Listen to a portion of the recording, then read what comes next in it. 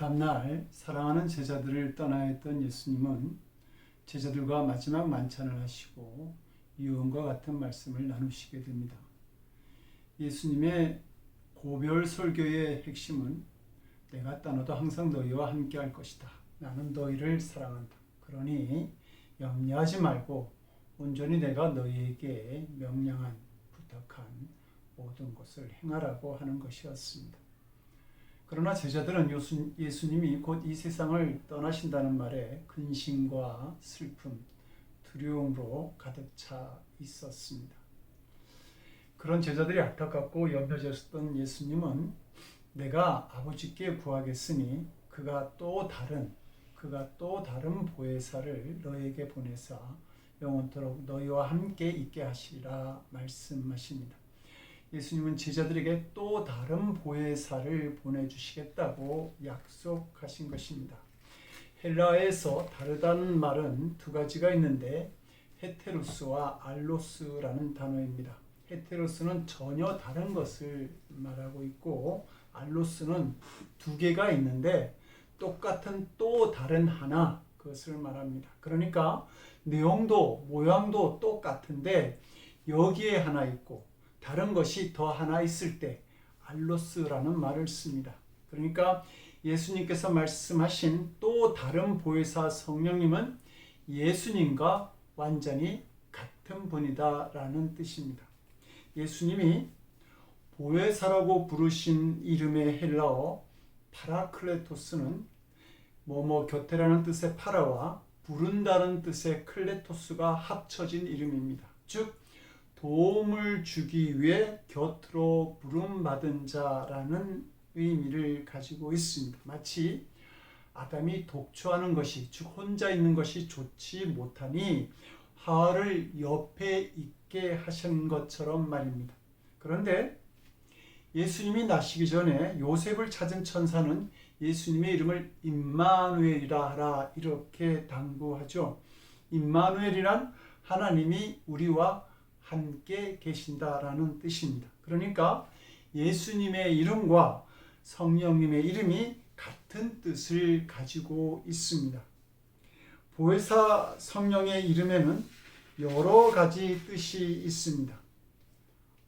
컴포트, 위로자라고 하는 뜻이 있습니다. 우리를 위로하시는 분이십니다. 또 헬퍼라고 하는 뜻도 있죠. 돕는 자라고 하는 겁니다.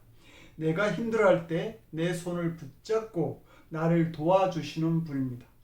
그리고 내가 어려움과 공격을 당할 때, 억울한 일을 맞이할 때 내 옆에서 나를 변호해 주시는 분이라고 해서 변호자, 애드보케이트라고 말을 하기도 합니다. 예수님이 맨 처음 해당에 들어가셔서 하신 말씀이 주의 성령이 내게 임하셨으니, 주의 성령이 내게 임하셨으니 이는 가난한 자에게 복음을 전하게 하시려고 내게 기름을 부으시고 나를 보내사 포로된 자에게 자유를, 눈먼 자에게 다시 보게 함을 전파하며 눌린 자를 자유롭게 하고 라는 이사야 61장 1절 말씀을 선포합니다. 예수님께서 이 세상에서 행해야 될 일을 선포하신 말씀인데 성령이 임함으로 하셨다라고 말씀하시죠. 그러므로 우리는 성령을 통해 이 땅에 오신 예수님이 무슨 일을 하셨는지를 알 수 있게 되는 것입니다. 저는 한때 예수님이 활동하시던 시대에 유대 땅에서 예수님과 함께 살아가던 사람들을 부러워한 적이 있습니다. 인류의 그리스도가 되시는 예수님을 뵙고 그 말씀을 듣고 행하시는 기적을 보았으니 정말 얼마나 행복했을까, 좋았을까 하는 생각을 가졌던 것이죠. 그러나 성령의 역사를 알고 난 다음엔 그런 부러움이 사라졌습니다. 오늘날 우리에게 임하신 성령님이 바로 우리에게 오신 예수님의 또 다른 모습임을 알게 되었기 때문입니다. 예수님의 사역은 성령을 통해서 오늘날에도 계속해서 이어지고 있는 것입니다. 그러므로 지금 우리가 성령과 더불어 살아가게 되면 이 땅에 오신 예수님을 만나고 동행하면서 예수님이 하셨던 일을 경험하는 삶을 살아가는 성도가 될 수 있는 것이죠. 예수님이 십자가의 죽음을 통해서 우리의 죄를 사하시는 은혜를 베푸셨다고 한다면 성령님 역시 지금도 십자가의 은혜를 선포하시고 죄를 사하시는 역사를 계속해서 베풀고 계신 것입니다. 우리는 성령을 통해서 하나님께서 그리스도 안에서 성취하신 모든 구원의 은혜를 알게 되고 체험할 수 있게 되고 장래받게 될 영원한 하나님의 나라에 대한 믿음도 소망도 확고하게 가질 수 있습니다. 그런데 혹 성도 여러분들 중에 예수님이 우리 곁을 떠나시고 보혜사 성령님을 보내주신다 할지라도 예수님이 직접 옆에 계셔서 우리와 함께 하시면 좋겠다, 그런 생각을 가지신 분은 없는지요? 그런데 예수님의 생각은 좀 다른 것 같습니다. 예수님은 7절에서 내가 떠나가는 것이 너희에게 유익이다, 이런 말씀을 하십니다. 성령께서 하실 수 있는 또 다른 역할과 기능과 시간이 있기 때문입니다. 예수님은 인간의 몸을 입고 우리 가운데 오셔서 잠시 계시다가 십자가에 달리시고 부활 후 승천하셨습니다. 그러나 이제 성령께서 우리 가운데 오시면 시간과 공간의 제약을 받지 않으시며 우리와 함께 계실 수 있습니다. 그래서 예수님은 내가 떠나는 것이 너에게 유익하다 말씀하신 것입니다. 부활하신 예수님이 제자들이 있는 다락방에 찾아왔는데 마침 도마가 거기에 없었습니다. 부활하신 예수님을 만난 제자들은 다 예수님의 부활을 믿었지만 거기에 없었던 도마는 예수님을 보지 못하였고 그래서 예수님을 믿을 수가 없었던 겁니다. 놀라운 부활의 은총을 만나지 못할 뻔하였습니다. 그러나 성령께서 오시면 이런 일이 일어나지 않습니다. 언제 어디서든 성령님을 만날 수 있기 때문입니다. 이 성령에 대해 시편 기자는 이렇게 말합니다. 내가 주의 영을 떠나 어디로 가며 주의 앞에서 어디로 피하리까? 내가 하늘에 올라갈지라도 거기 계시며 수월에 내 자리를 펼지라도 거기 계시니이다. 내가 새벽 날개를 치며 바다 끝에 가서 거주할지라도 거기서도 주의 손이 나를 인도하시며 주의 오른손이 나를 붙드시리이다.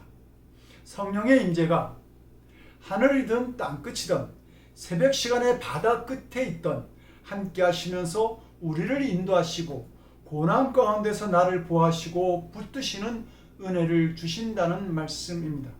똑같은 TV 프로그램을 수십억의 사람들이 동시에 시청할 수 있는 것처럼 이 지구상에 있는 모든 사람이 성령의 역사를 똑같이 경험할 수 있다는 말씀입니다.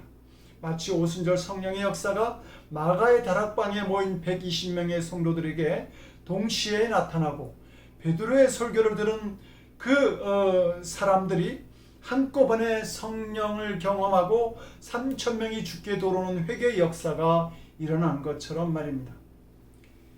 예수님은 이렇게 임재하시는 성령을 본문에서 영원토록 너희와 함께 있게 하리라고 말씀하십니다. 예수님께서 감람산에서 부활승천하시면서 제자들에게 볼지어다 내가 세상 끝날까지 너희와 항상 함께 있으리라고 말씀하셨던 예수님의 약속과 똑같은 말씀을 지금 주고 계신 것입니다. 성령님은 언제나 영원토록 우리와 함께 하시는 분입니다. 17절은 말씀하죠. 너희는 저를 아나니 저는 너희와 함께 거하심으로 너희 속에 계시겠습니다. 우리 안에까지 들어오시는 성령, 그래서 우리의 인생길에 늘 함께 하시는 성령인 것이죠. 고린도서 3장 16절도 우리를 성령께서 거하시는 전이라고 말씀하고 있습니다. 그리고 우리는 내 안에 임하시는 성령을 아는 자가 됩니다. 그래서 본문 20절은 그날에는 내가 아버지 안에 너희가 내 안에 내가 너희 안에 있는 것을 너희가 알리라 이렇게 말씀하시죠. 이것은 성령께서 내게 오시는 날부터 그 성령을 통하여 하나님과 그 아들 예수 그리스도와 항상 교제하게 하신다는 말씀입니다. 이 성령께서 우리의 가운데 항상 거셔서 예수님이 아버지 안에 있는 것과 같이 우리가 예수님 안에, 예수님이 우리 안에 거하시는 것을 알게 해 주시는 것입니다. 이것이 성령의 사역인 것이죠. 모든 구원의 은혜들을 우리에게 적용시켜 주시기 위해서 성령을 보내셨다는 말씀입니다. 성도 여러분, 우리의 신앙이 놀라운 신비 같지 않습니까? 우리가 예수님을 주 혹은 그리스도로 고백하는 이 일이 세상적인 상식으로는 할 수 없는 일이기 때문이죠. 그런데 고린도전서 12장 3절은 말씀합니다.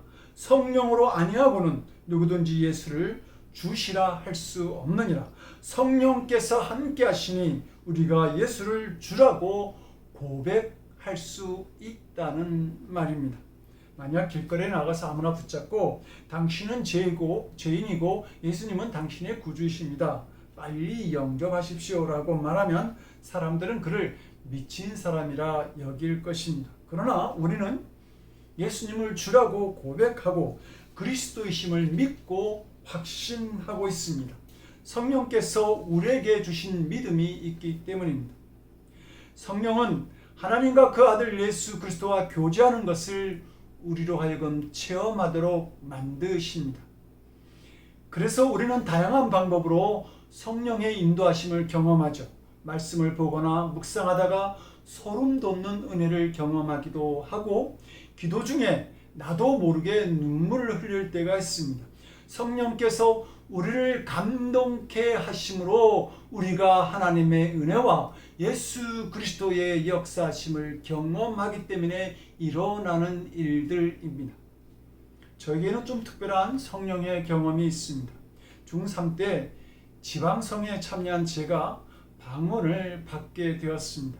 그런데 얼마나 무서웠는지 모릅니다. 기도 중에 갑자기 저의 입이, 저의 혀가 저의 의지와 상관없이 돌아가면서 이상한 소리가 나오는데 제가 뭔가 잘못되는 줄 알았던 것이죠. 강간하여서 임재하신 성령의 역사였던 것입니다. 성령은 이렇게 내 안에 찾아오셔서 역사하시고 교제하시면서 하나님께서 주신 기쁨과 능력, 예수님께서 이루신 구원의 은총과 평안을 체험하게 하시는 것입니다. 근데 성도 여러분, 성령께서 내 안에 오신다고 하니까 불편하십니까? 왜 이렇게 성령께서는 껌딱지처럼 붙어서 나를 따라다니실까? 징글징글하다. 혹 이런 생각은 안 하시는지요? 나의 추악한 생각, 더러운 음욕, 부끄러운 죄들이 다 드러나는 것 같아서 부담스럽고 힘이 드시는지요? 다윗은 우리아의 아내 밧세바를 빼앗고 우리아를 죽이는 엄청난 죄악을 저지르게 됩니다. 이 죄에 대해서 나단 선지자가 책망할 때 그는 그 자리에서 회개를 하죠. 그리고 그 내용이 시편 51편에 기록되어 있습니다. 다윗은 11절에서 이렇게 간구합니다. 나를 주 앞에서 쫓아내지 마시며 주의 성신을 내게서 거두지 마소서. 주의 성령을 거두어 가지 말라고 간구하고 있는 것입니다. 다윗은 성령과 함께 사는 삶이 얼마나 좋은지 알고 있었던 것입니다. 그래서 내게서 성령만은 거두어가지 말아달라고 간절하게 간구하고 있었던 겁니다. 성령마저 자신에게서 사라진다고 한다면 자신의 인생을 더 이상 지탱할 만한 힘이 없다는 사실을 다윗은 알고 있었습니다. 성령께서 함께 하신다라고 하는 것은 부담이 아니라 기뻐하고 감사해야 할 일인 것입니다. 하나님이 우리를 지으실 때 우리에게 푸뉴마라고 하는 하나님의 영을 불어넣어 주셨습니다. 그때 단지 흙에 불과했던 우리가 생명을 가진 존재가 됩니다. 성령은 생명을 살리는 능력이라는 말씀입니다. 에스겔서 37장을 보게 되면 선지자 에스겔이 하나님의 인도를 따라 골짜기에 마른 뼈들이 있는 곳으로 가서 하나님의 말씀을 대언하게 되죠. 그때 그 뼈에 힘줄이 생기고 살이 오르며 그 위에 가죽이 덮였다고 성경은 말씀합니다. 그러나 아직 온전한 사람으로 활동하지 못하는 그들에게 생기 가득한 바람이 사방에서 불어오면서 그 뼈들이 살아나 큰 군대를 만듭니다. 그 바람이 바로 루아흐, 히브리 말로 루아흐, 곧 하나님의 기운, 하나님의 숨, 하나님의 영인 것입니다. 성령의 역사심이 우리를 살리신다고 말씀하는 것입니다. 문제는 이렇게 큰 은혜로 함께 하시는 그 성령을 우리는 느끼지 못하고 산다는 것이죠. 바울이 복음을 전하려고 예배소에 갔습니다. 가보니 이미 예수를 믿는다는 사람들이 교회에 모여 있었습니다. 그런데 바울이 보니까 한 가지 문제가 있었습니다. 저들에게 성령의 역사가 나타나지 않는 겁니다. 그래서 바울이 물었습니다. 너희가 믿을 때에 성령을 받았느냐? 그러자 그들은 아니라 우리가 성령의 계심도 듣지도 못하였느니라, 이렇게 대답합니다. 아니라는 것입니다.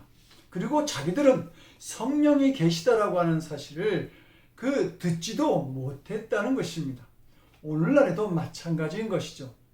밀레니엄이 시작되기 전에 미국의 종교문제연구소인 바나연구소에서 미국의 성인 신자 1,007명을 대상으로 설문조사를 한 적이 있습니다. 그 설문 가운데 성령은 하나님의 존재나 힘의 상징이다, 그러나 실제 하지 않는다라는 질문을 하였는데 그렇다라고 응답한 사람이 55%나 되었습니다. 반 이상이 성령의 존재하심도 사역도 믿지 않는다고 하는 것입니다. 이것은 정말로 심각한 문제입니다. 여러분은 성령의 존재와 그분의 사역하심을 믿습니까? 영국의 신학자 제임스 패커는 이렇게 말합니다. 오늘날 신자들은 정도의 차이는 있지만 자신이 그리스도의 속죄의 죽으심으로 구속함을 받았다고 하는 사실을 알고 있다. 그러나 그의 죽으심으로 이 세상에 오신 성령과 그 성령의 사역에 대해서는 모르고 있다. 우리는 이 말을 관심 있게 들을 필요가 있습니다. 교회는 다니는데 성령에 대해서는 들어봤는데 별로 관심을 기울이지 않은 채 자기 주관대로 신앙생활하는 사람들이 많이 있다는 말입니다. 그러면서 자기가 필요할 때만 성령의 은혜를 구하죠. 그러나 갈라디아서 6장 7절은 스스로 속이지 말라. 하나님은 업신여김을 받지 아니하시나니 사람이 무엇이로 심든지 그대로 거두리라 말씀합니다. 스스로 속이지 말고 하나님을 만홀히 여겨서는 안 된다는 말씀입니다. 신앙인이 받기 쉬운 유혹 가운데 하나가 바로 심지 않은 것을 거두려는 행위임을 우리는 명심해야 합니다. 기도하지 않고 받으려 하고, 드려야 할 때 불순종하고, 감사해야 할 때 불순종하고도 축복을 기대하고 있지만 하나님은 허락하지 않으신다는 말씀이죠. 착한 일을 심게 되면 집안에 착한 일이 생깁니다. 미움을 심게 되면 미움의 열매를 거두게 됩니다. 육체를 위하여 심는 자는 육체로부터 썩어질 것을 거두고 성령을 위하여 심는 자는 성령으로부터 영생의 열매를 거두게 될 것입니다. 성도 여러분, 내가 성령의 사람이야 라고 하는 이 확신은 우리를 믿음의 사람으로 살아가게 합니다. 그러나 사탄은 우리가 이런 믿음을 보지 못하게, 내가 성령의 사람이라고 하는 믿음을 보지 못하게 만듭니다. 우리가 성령의 사람이라는 믿음을 가지게 되면 세상과 그런 믿음이 없게 되면 우리가 세상과 더 가까워지기 때문입니다. 로마서 6장 4절에서는 그러므로 우리가 그의 죽으심과 합하여 세례를 받음으로 그와 함께 장사되었다, 이렇게 분명히 선언하죠. 그런데 우리는 세례를 받아놓고도 세상에 대해 안 죽었다고 우기면서 세상의 쾌락과 탐욕과 거짓된 삶을 즐기고 있습니다. 이처럼 우리는 성령의 거하심도 부정하고 싶어 합니다. 그러다가 우는 사자같이 덤벼드는 사탄의 덫에 걸려 힘든 시간을 맞이하게 되는 것이죠. 다윗 왕이 범죄하였을 때 하나님께서는 나단 선지자를 보내서 너희 집에 칼이 떠나지 아니하고 노인이 없을 것이며 음란이 떠나지 아니할 것이라는 준엄한 심판을 하십니다. 그리고 이 말씀대로 그의 아들 압살롬은 반란을 일으켰고 어머니를 범하는 불효 자식이 됩니다. 성도 여러분, 우리의 죄는 점점 자랍니다. 심을 때는 작아도 그것은 점점 커져서 나중에는 감당할 수 없는 결과로 찾아옵니다. 죄가 장성하여 사망하게 이르게 되는 것이죠. 삼손처럼 말입니다. 그러므로 내 안에 임재하신 성령님을 느끼고 그 분과 함께 살아갈 수 있어야 합니다. 포레스트 검프라는 영화가 있습니다. 주인공 포레스트는 오직 한 여자 제니만을 사랑합니다. 오랜 기다림 끝에 제니와 결혼하지만 곧 제니는 질병으로 죽음을 앞두게 됩니다. 죽음이 얼마 남지 않은 시간에 둘이 함께 많은 시간을 가지고 이야기를 나눕니다. 그리고 포레스트는 제니를 만나기 전 자신이 보았던 아름다운 세상과 자연을 들려줍니다. 그러자 제니는 나도 거기에 있으면 좋을 뻔했다고 말합니다. 포레스트는 이렇게 대답하죠. 당신도 거기에 있었다. 포레스트는 제니와 언제나 함께하고 있었던 것입니다. 그래서 포레스트는 혼자 본 것이 아니라 언제나 제니의 눈으로 자연과 세상을 함께 보고 있었던 것이죠. 성령을 사모하는 사람은 이 세상을 혼자 살아가지 않습니다. 주님과 언제나 함께 살아가고 함께 걸으며 함께 보고 함께 말하며 함께 이겨나가고 함께 기쁨을 누리게 되는 것입니다. 주님이 그에게 역사하신 은혜도 경험하게 되는 것이죠. 성경은 이 땅에서 가장 외롭고 힘없는 불쌍한 대표적인 사람으로 과부나 나그네 고아를 말하고 있습니다. 욥기 29장 12절에서 하나님은 도와줄 자 없는 고아를 내가 건졌음이라 이렇게 말씀합니다. 외롭고 힘도 없지만 의지할 대상조차 없는 사람이 바로 고아였습니다. 지금 예수님께서는 자신을 떠나보내는 이 제자들의 모습이 바로 이 고아와 같이 보였습니다.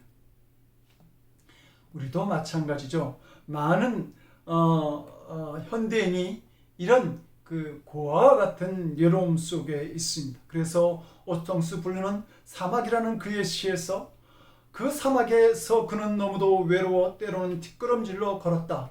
자기 앞에 찍힌 발자국을 보려고 라는 고백을 합니다.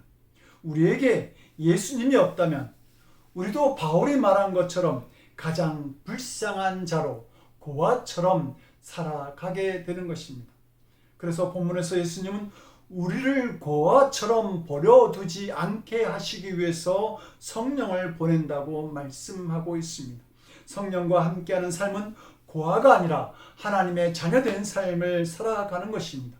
요한복음 16장 23절 말씀처럼 너희가 무엇이든지 아버지께 구하는 것을 내 이름으로 주시는 그 은혜에 참여하게 되는 것이죠. 초대교회에 나타난 수많은 기적과 역사들이 기독교를 핍박했던 로마가 기독교를 국교로 삼게 되는 이 일들은 기도하는 하나님의 자녀들을 통해 만들어진 일들입니다. 성령이 우리의 능력이 되십니다. 하나님이 우리를 지으실 때 단지 흙에 불과했던 우리들에게 하나님은 푸뉴마라고 하는 하나님의 영을 불어넣으실 때 우리가 생명을 가진 존재가 된 것처럼 오늘날도 내 안에 계신 성령은 나를 살리시는 힘이 됩니다. 성령의 사람들이 되십시오. 그리고 나를 돕기에 내 안에 찾아오신 성령님께서 주장하시는 삶을 살아가시길 원합니다. 이런 주님과의 교제가 우리로 하여금 평안하고 담대하며 세상을 이기는 삶과 은혜로 인도하실 줄로 믿습니다. 기도하시겠습니다. 죄인된 우리에게 성령을 보내주신 하나님, 이 성령님과 동행하는 저희들이 되어서 하나님의 자녀된 권세와 능력으로 세상을 이기며 우리 아버지가 주시는 기쁨과 평안으로 자녀된 삶을 살아갈 수 있도록 주님 우리를 도와주시옵소서. 우리에게 성령을 약속하신 우리 주 예수 그리스도를 받들어 간절히 기도드리옵나이다. 아멘.